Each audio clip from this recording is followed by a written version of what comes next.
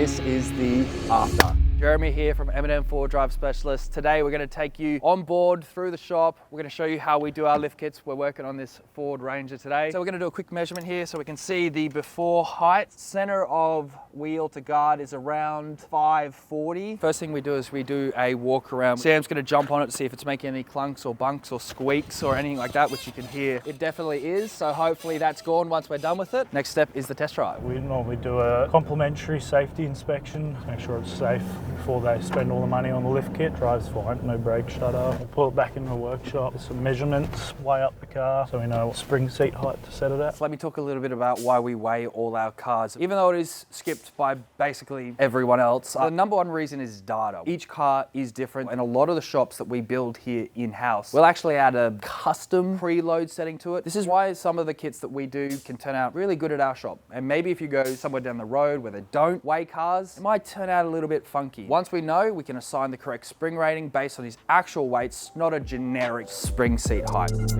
We measure from the center of the wheel to the guard rather than here to here. This is not going to be consistent. If we have a different size tire, that's going to produce a different gap here. But this to here will always be the same regardless of tires, regardless of size of the rims, regardless of how much pressure is in your tires.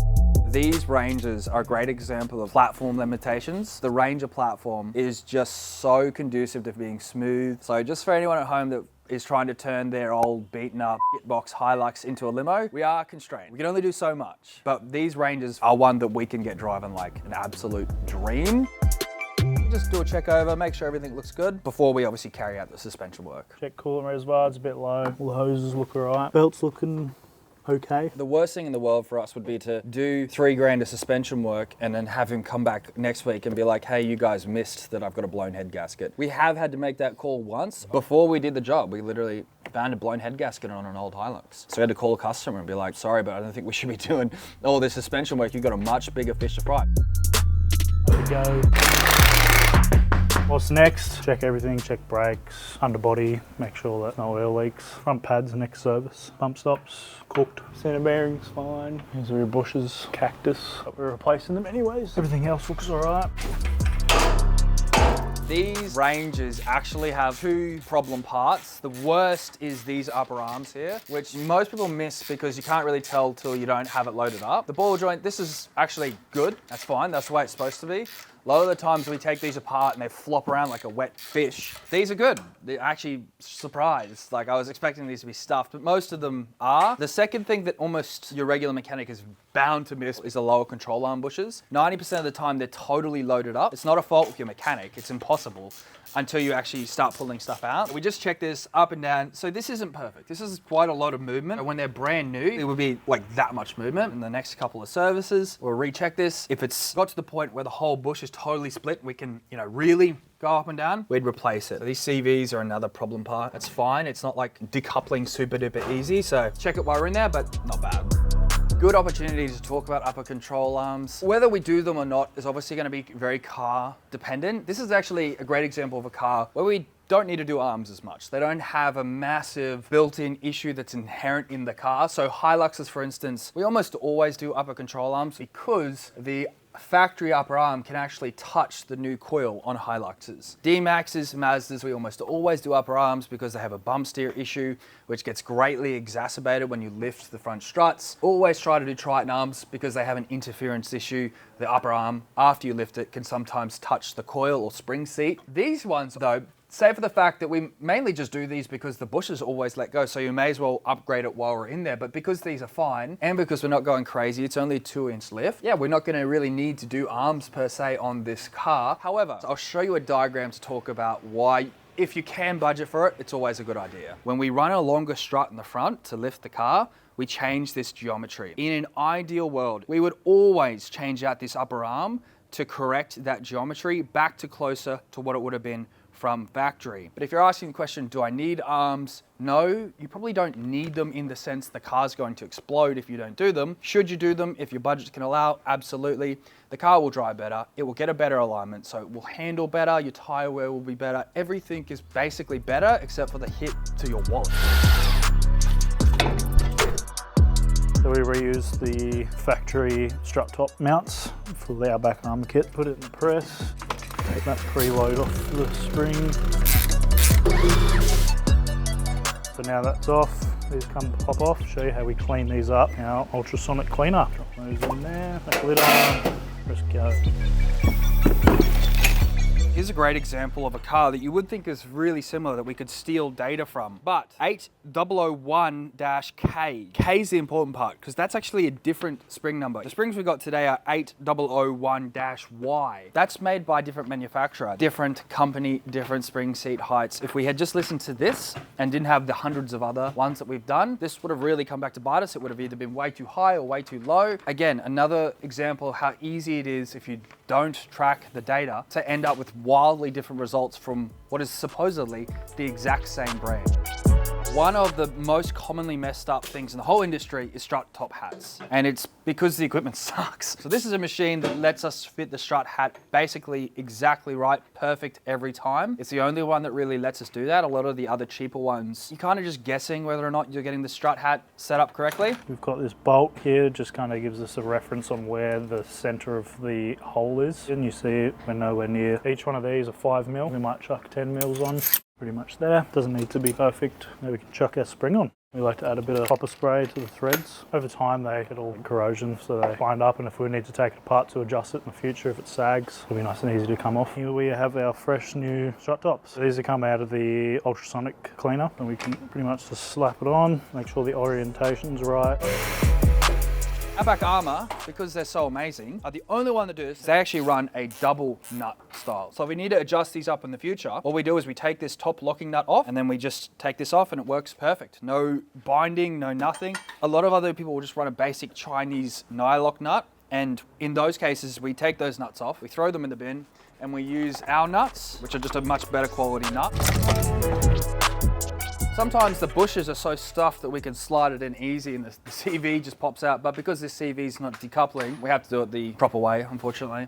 Look at that. We see this one so much when we're taking a kit out and putting a new one in. Everyone gets this bottom strut hat and strut eye mount. They get it wrong. So basically this will always be offset. Instead of being perfectly straight where we can get the bolt in and out like this, that's perfect. Most people, because they don't have this machine, you'll see bash marks, hammer marks, all types of marks in there, because aligning this to this without a machine like we have is very, very difficult.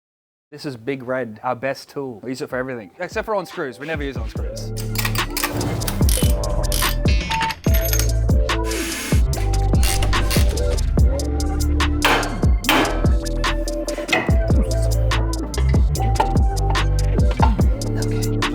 Line these 3 dowels up, bolt holes.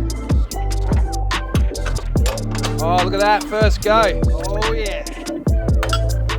Another thing that we do is we always mark everything up once we're done and we're happy, everything's tight. We just basically go over, draw a line here, line here. That way when we do our 1000K checkover, we can check all our marks, see if anything has moved. Same thing here. And that's basically a last little litmus test to make sure, hey, have we left anything loose? This is why we rarely ever have comebacks for this type of thing. Obviously, nobody's perfect. You're always gonna have human error to some degree, but we have a pretty freaking good record in terms of comebacks in this regard, and it's because of this last little final step. These are adjustable, so we'll make them softer or firmer depending on the customer, just by turning that dial up there, which is worth every penny. It makes our job so much easier, given that the customer can set it up how they like, depending on sort of what the customer's doing. If he's off-road, he might make it firmer. If he's on-road, he might make it softer. If he's towing, he might make it firmer, and actually not that much more expensive. You spend a lot of time in your car. You really want to get the cabin as nice and as comfortable place to be as possible. This is about a $3,500 kit installed, compared to some of the cheaper budget kits around the $2.5 mark installed for an extra $1,000. No one ever regrets spending the extra money. At the start of this video, we showed you guys that this car has a squeak in the rear. If you look up here, you can see this leaf spring has been rubbing on this other leaf spring and it's almost decoupled itself. So the springs are absolutely buggered. This is called a silencing pad. And the whole point of this is that it will stop this, but it's almost worn completely away. It's just a little plastic puck. With the Outback Armour springs, something unique to them is they actually have a background in doing military vehicles. So their leaf springs, they're certainly far and away much better than the standard leaves that come factory, and 10 times better than the regular aftermarket leaf that comes with 90% of these kits. And they actually address this metal on metal contact. So these are the Outback Armour springs. They come with a thicker and a heavier duty silencing pad, as well as like just the general build quality. We'll show you some cheaper ones in a second, but you can see how thick these silencing pads are compared to the genuine ones. They're so much better. They're so much more robust. They're an actual upgrade. Big problem with aftermarket suspension is a lot of the times the leafs that come with them, they're notorious for squeaking. We never have that problem with Outback Armour. Something that we do and something that they do. We'll show you what we do in a second. But just the build quality of Outback Armour, if we compare it to some cheaper ones, this is a competitor. The price for these springs is about the same, and you can just see that the thinness of this material, even the build quality of this stuff, it's just nowhere near as good as what you get out of the Outback Armour leafs. But another thing to take into consideration, if you look here, this is actually for the exact same car. It's just purely metal on metal. Now that's not necessarily bad because they all are metal on metal at that part of the spring pack. But if we look at the Outback Armour, they actually run a silencing pad between each leaf. So the top of this leaf pack is never metal on metal. Plus, with the thicker silencing pads up here, this is going to be a spring that's going to be much, much, much less likely to squeak.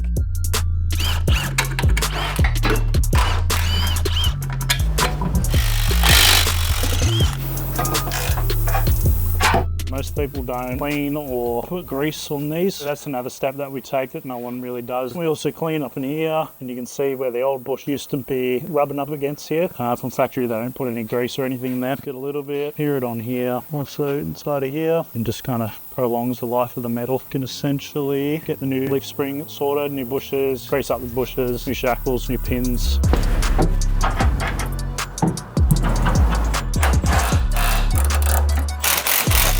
Do the other side.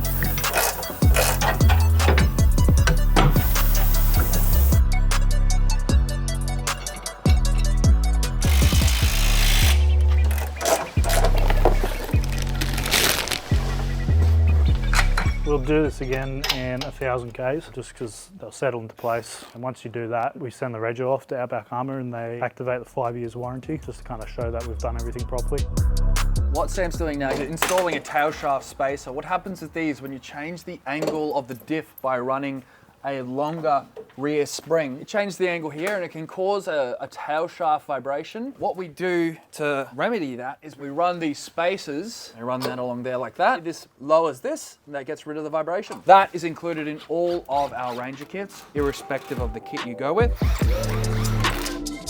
Only a few things left to do now. I just saw Sam tightening up those lower shock bolts at ride height. That's really important. I know a lot of shops will skip this step and they'll just do them up at full droop on the hoist. The reason you have to do them at ride height, the lower shocks run a captive rubber bush. If you look at the angle of the arm at full droop on the hoist, if we tighten it up, when we put it on the ground, the arm will come up and it'll bind that bush and really significantly shorten the life of the bush. So obviously a customer for the first couple thousand kilometers would never know if we did that or didn't do it, but it is best practice. Most people don't do it. We do because it's the right thing to do. He's gonna take it for a quick test drive, let everything settle down. Once it's all done, we'll do our final measurements, our final checkover, call the customer and tell him he's good to come pick up his car.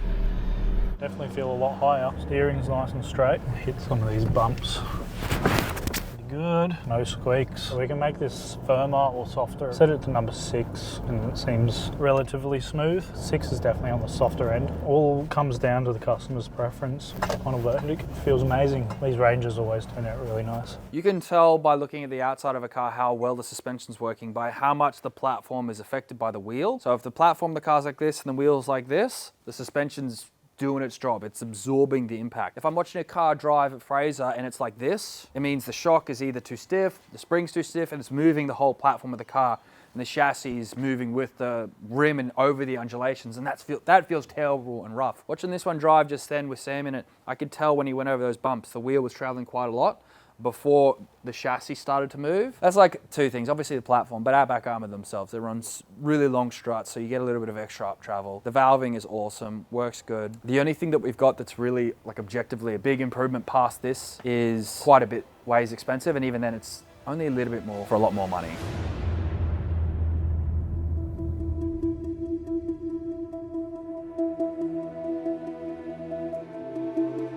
This is the before and this is the after. Okay, here we are. Let's check out the height now. We're at 540 before We're around the 590, 600-ish mark. You can see visually much better, looks awesome. So did we fix the squeak? Looks like it. Outback Armour have one of the biggest setup windows out of all the shocks we do. So when we say setup windows, we mean how many things can we get this car to do? So a car with a very narrow setup window would be something like Bilsteins. You really only want to be using them if you've got a lot of weight, or you're towing, or you really like a super sporty feeling car. Because the setup window on this is so big, because the shock is so adjustable, you can make it super boaty and soft and smooth on the road if you like that feeling car. Or if you are towing, you can dial them up to be nice and firm and controlled and feel safe on the highway. Or if you are going to be doing some high-speed beach work, you want to go 80 Ks along the beach and you don't want the car to wallow and feel like it's going to roll, you can dial that into the car as well. That is unique to Outback Armour, though not all shocks can do that. That's why we really like them, and we continue to use them, and customers absolutely love them.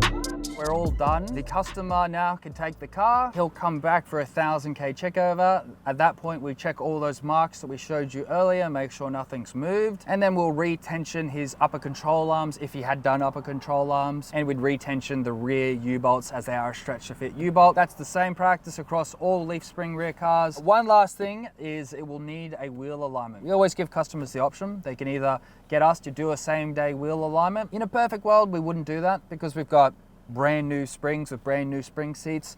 In a perfect world, we'd let you take the car for a day or two, let it sit in your garage overnight for a couple days, and then take it into a wheel alignment at your preferred alignment shop, or you can take it back to our preferred alignment shop, either or, and it'll be done and dusted.